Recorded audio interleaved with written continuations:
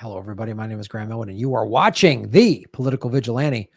Great way to support the show is go to patreon.com/Graham Elwood, where you get a bunch of exclusive bonus content. You get early access to the podcast. You get all the live stream, the archive live stream, because I always put those behind the paywall at Patreon and Rockfin after they're done. So you get all of that.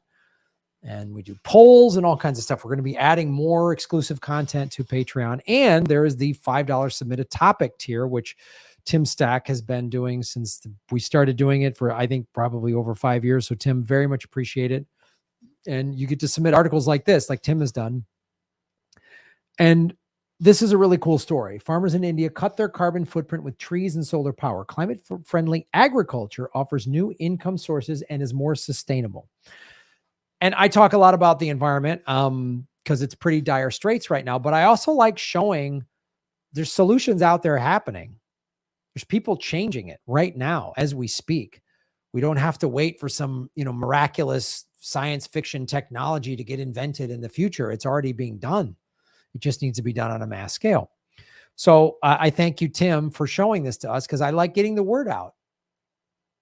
Because wherever you live, maybe you are a farmer yourself, maybe you have a relative that owns a farm, or you live in a farming community, or, you're in a state that has a lot of farming, so you can vote accordingly.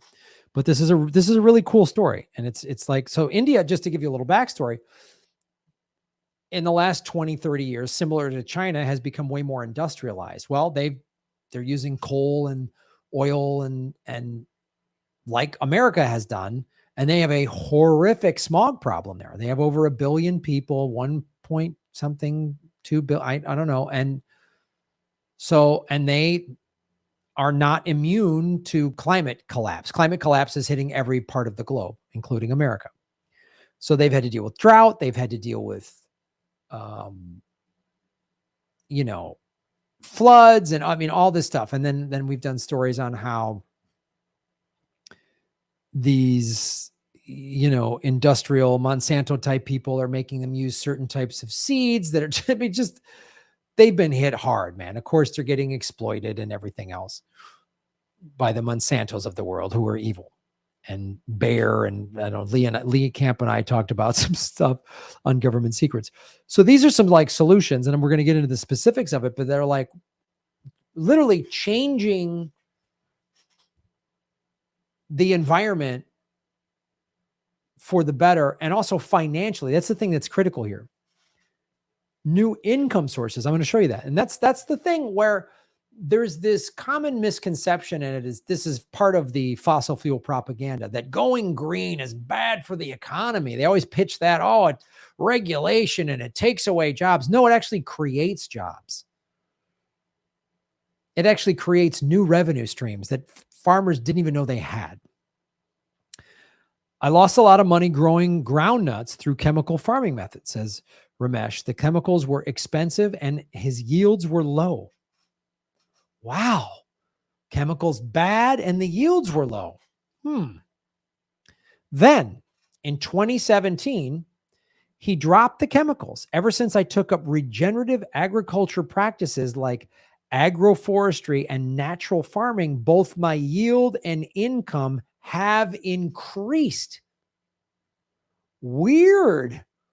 Gosh, it's almost like Mother Nature had this whole system kind of figured out before petroleum-based pesticides and all that came up after World War II. It's kind of like for millions of years, people figured out farming. And then big, greedy fossil fuel funded corporations came in and ruined it for just short-term profits that in the long run are going to kill all of us, and you won't be able to make any money. If everyone's dead and the planet's dead, you can't make money. I don't know if that's something the fossil fuel guys have thought out yet. I'm sure they have. They seem like a smart group.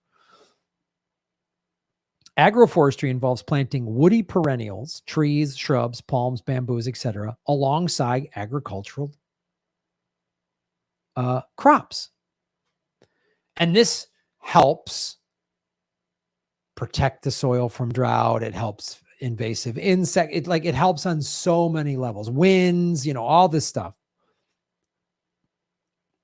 One natural farming method calls for replacing all chemical fertilizers and pesticides with organic matter such as cow dung, cow urine, and jaggery, a type of solid dark sugar made from sugarcane to boost soil nutrient levels. Again, it's weird. It's almost like Mother Nature or already had this system in place. There's no garbage. There's no waste in nature. You know that nothing gets wasted in nature. A leaf dies, an animal goes to the bathroom. It's all reusable. It's all regenerative. God, I really think Mother Nature maybe had a plan. I don't know. What do I know? I don't work for Dow. With the help from the nonprofit Asion Fraterna Ecology Center in Anantapur, forgive me for mispronouncing that, which works with farmers who want to try sustainable farming, Ramesh increased his profits enough to buy more land. Just a quick recap. This farmer Ramesh was using the chemicals and the pesticides like he was told to do, hurt his soil, hurt his yield, switches away from that to agro farming and natural stuff. Money goes up, yield goes up, he's able to buy more land. Yeah, it's that simple, folks. It's that simple. The natural solutions are better for the earth and better for profits. Weird. So going green is more profitable. So just from a purely business standpoint, these fertilizer petrochemical, they're bad. They're bad for business. And that's how you have to attack them in the debate. That's how you have to reach out to politicians.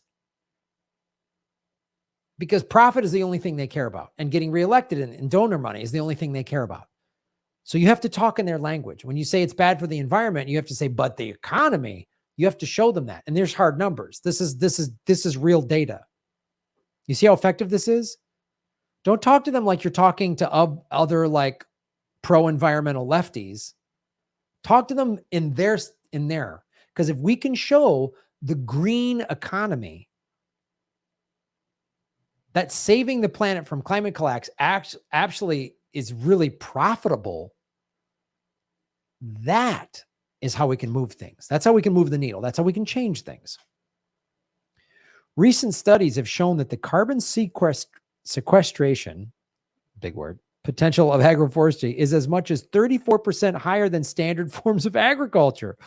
So now we're not using the petrochemicals and all the awful crap that's used to make them. We're not using, which are fossil fuels, right? So we're not drilling, mining, doing all that crap. And planting more trees, which is better for the soil, and using the natural nutrients that we just discussed,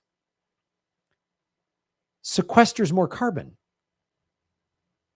That is the key to reversing climate change. I've done numerous stories on this. Algae that does it, right? They found this worm that like gets the soil to absorb more. I mean, 34%, that's not nothing. That's over a third. By installing solar panels, this other farmer that they mentioned in the story, which his name is Parmar no longer uses diesel to power his groundwater pumps. And he has an incentive to pump only the water he needs because he can sell the electricity he doesn't use. So the financial incentive of solar, not using diesel. So he's using solar power.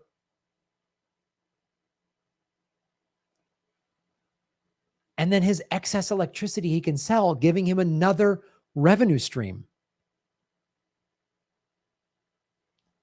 So it's cheaper to run, and there's a new revenue stream of excess electricity. So if he only uses it just enough to get the groundwater, he can sell that off. And we've heard about this. I mean, wind farms, in like Minnesota, and where farmers are like, I did a story on this several years ago where they'd have like one of those big wind turbines, like in the corner of 4 big farms and they all shared it, right? And they usually get excess and then share the profits. It's clean and it makes money. What's the problem? What's the holdup? If all farmers like Parmar shifted to solar, India's carbon emissions, which are now 2.88 billion metric tons per year, could drop by between 45 million and 62 million tons annually, according to a 2020 report in carbon management. That's huge. That's big. And again, what if we started doing this in America and South America and all over Africa? What if we did this all throughout the planet? We could bring all of these numbers down, sequester more carbon, and then we would see real change. Or we can just keep plundering the earth for short-term profits, which will bring the demise of the human race. Either way, today, agriculture and livestock account for 14% of India's gross national greenhouse gas emissions. Adding in the electricity used by the agricultural sector brings the figure up to 22%. 22% of India's total emissions come from agriculture. They could literally reverse that and start generating electricity and selling it off.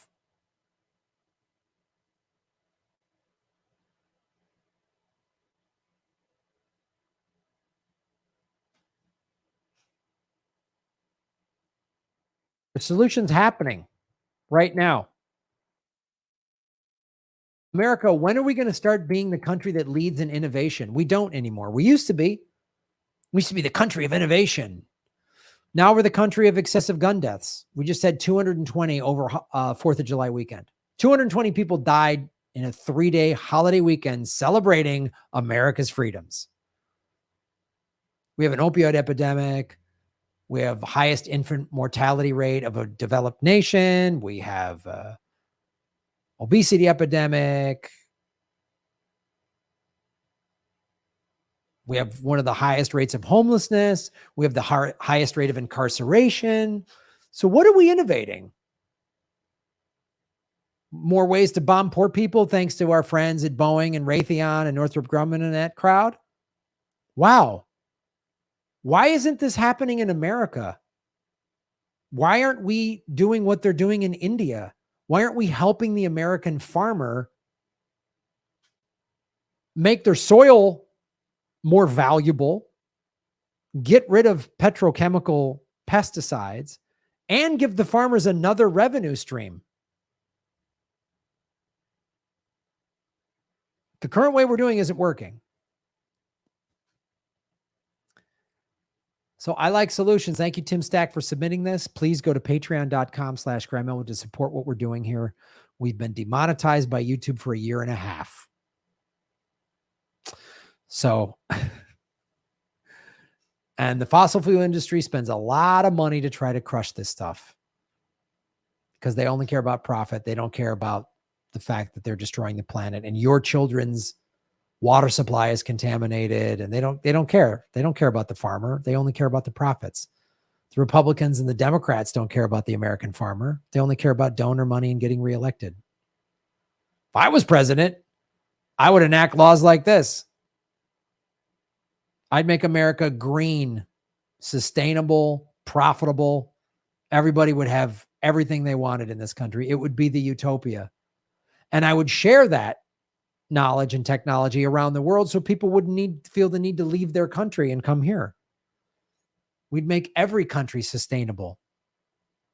Every country would have green energy and sustainable farming. We wouldn't be bombing and sanctioning people, forcing them to leave their countries to come here to create immigrants. We wouldn't be out bombing and sanctioning and creating immigrants and bombing people and creating more terrorists. We wouldn't be doing that if I was president.